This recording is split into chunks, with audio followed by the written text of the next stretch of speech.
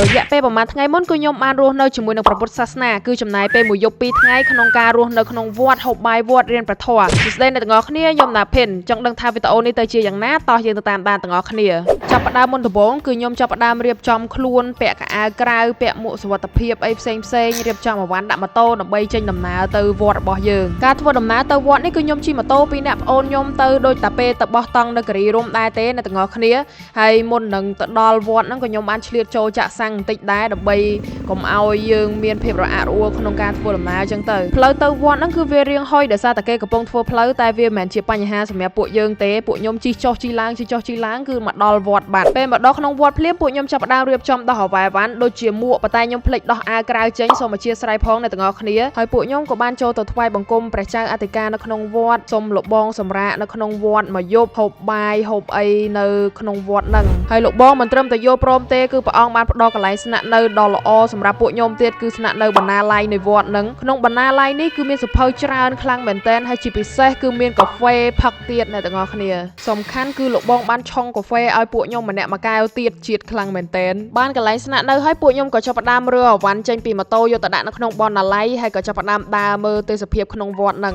វិហារវត្តរួមទាំងសាលាឆាន់កន្លែងសិក្សារៀនសូត្រអីផ្សេងគឺរៀបចំមកមានសណ្ដាប់ធ្នាប់មានរបៀបរៀបរយខ្លាំងមែនទែនវត្តនេះដែរគឺមានសាលាបឋមសិក្សានៅក្នុងហ្នឹងអញ្ចឹងគឺអ៊ូអសម្បូរក្មេងៗខ្លាំងមែនទែននិយាយដល់ក្មេងៗអញ្ចឹងពេលដល់ម៉ោងចេញលេងក្មេងៗចេញមកគឺខ្ញុំជួបហ្វេនច្រើនខ្លាំងមែនទែនខ្ជូតគួរឲ្យស្រឡាញ់តែម្ដងអាឡូពេលសម្រាប់បាត់ហត់ហើយពួកខ្ញុំក៏បានជិះម៉ូតូទៅទិញមីសួរនិងត្រីខកំប៉ុងទុកញ៉ាំយប់ហ្នឹងដោយសារតែយប់ឡើងគឺព្រះសង្ឃអត់ឆានទេជារៀងរាល់ល្ងាចគឺព្រះសង្ឃនិងលោកយាយបានសូត្រព្រះធម៌ហើយពួកខ្ញុំក៏បានចូលទៅថ្វាយបង្គំព្រះក៏ដូចជាស្ដាប់ព្រះធម៌សំពះដូចគ្នាដែរ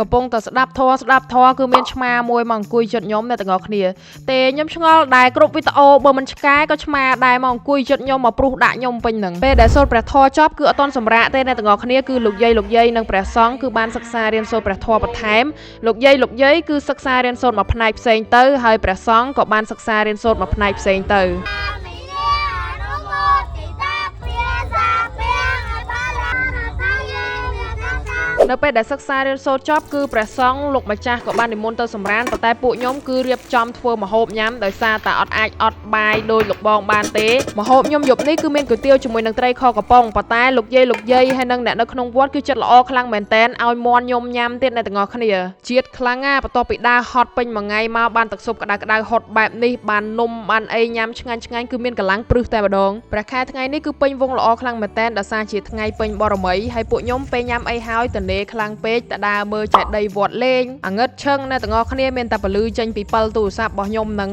ងចោលមកតិចរៀងស្រាវឆ្អឹងខ្នងដែរហ្នឹងខ្ញុំអត់ខ្លាចខ្មោចទេអ្នកទាំងអស់គ្នាប៉ុន្តែបើសិនជាអ្នកមើលនឹងខ្លាចខ្មោចចូលខមមិនម្នាក់មួយមកខ្ញុំចង់ឃើញមុខអ្នកខ្លាចខ្មោចត្រឡប់មកវិញដោយសារតែខ្ញុំឃើញសភៅក្នុងបណ្ណាល័យច្រើនក៏ខ្ញុំយកសភៅ2-3មកអានមានទាំងពុទ្ធសាសនាមានទាំងសភៅចំណេះដឹងផ្សេងផងដែរខ្ញុំអានគោលយកខ្លឹមសារហើយខ្ញុំក៏បានរៀបចំចូលគេងដោយសារថ្ងៃស្អែកហ្នឹងត្រូវងើពីព្រឹកឡើងគឺខ្ញុំងើពីព្រលឹមដើម្បីរៀបចំខ្លួនមុជទឹកដុសធ្មេញលុបមុខអីផ្សេងដើម្បីជួយការងារព្រះសង្ឃផងដែរជាទូទៅគឺព្រះសង្ឃតានពីព្រលឹមដើម្បីរៀបចំបោសសម្អាតទីធ្លាវត្តមុននឹងនិមន្តឆាន់និមន្តសិក្សារៀនសូត្រឬក៏និមន្តបិណ្ឌបាតហើយខ្ញុំក៏បានចូលរួមបោសសម្អាតជាមួយនឹងព្រះអង្គដែរកុំឲ្យអត់ប្រយោជន៍ពេកនៅពេលដែលបោសសម្អាតរួចអស់គឺខ្ញុំបានឃើញនៅក្នុងសាលាឆាន់លោកយាយបានរៀបចំចង្ហាន់ពេលព្រឹកដើម្បីប្រគេនលោកហើយខ្ញុំក៏បានចូលទៅសុំបាយគាត់មកពេលដែរហើយពួកគាត់គឺពិតជាចិត្តល្អខ្លាំងមែនតើអត់មានកំណាញ់ទេឃើញយើងសុំអញ្ចឹងគឺរៀបចំឲ្យយើងមកឆ្ងាញ់តែម្ដងបន្ទាប់ពីរៀបចំចង្ហាន់ប្រគេនព្រះសង្ឃរួចរាល់គឺពួកខ្ញុំចាប់ផ្ដើមមកធ្វើកាហ្វេប៉ុន្តែខ្ញុំនេះគឺអត់ចេះធ្វើអាកាហ្វេម៉ាស៊ីននឹងទេឆុងឡើងកាហ្វេចេញមកសុទ្ធតកាអ្នកទាំងអស់គ្នាចុះឡ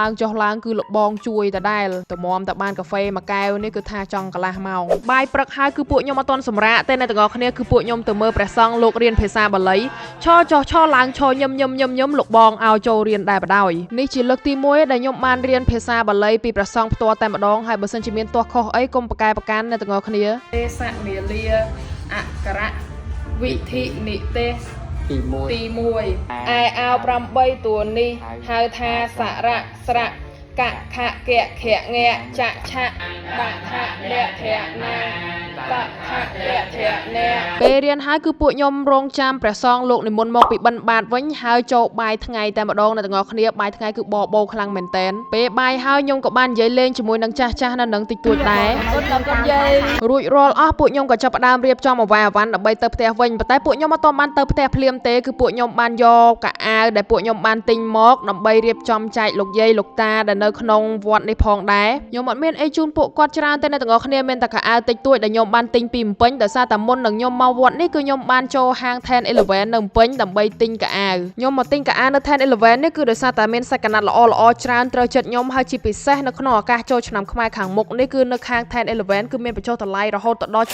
70% អ្នកទាំងអស់គ្នាប្រូម៉ូសិននេះដែរគឺមានគ្រប់សាខា 10-11 ទាំងអស់យើងមកទិញផ្ទាល់ក៏បានប្រូម៉ូសិនឬក៏យើងអាចទិញតាម 10-11 app ក៏បានប្រូម៉ូសិនដែរហើយពួកខ្ញុំក៏បានចាប់ផ្ដើមទៅថ្វាយបង្គំលាព្រះគ្រូចៅអធិការដើម្បីទៅផ្ទះវិញអញ្ចឹងវីដេអូខ្ញុំគឺមានតែប៉ុណ្្នឹងឯងអ្នកទាំងអស់គ្នាហើយការមកលេងវត្តនេះគឺបានបង្រៀនខ្ញុំច្រើនខ្លាំងមែនទែនទាំងវិន័យទាំងសិលធម៌ហើយជាពិសេសគឺចេះភាសាបាលីភាសាសង្កស័ព្ទច្រើនខ្លាំងមែនទែនអរគុណអ្នកទាំងអស់គ្នាសម្រាប់ការទស្សនាវីដេអូនេះជម្រាបលាបាយបាយ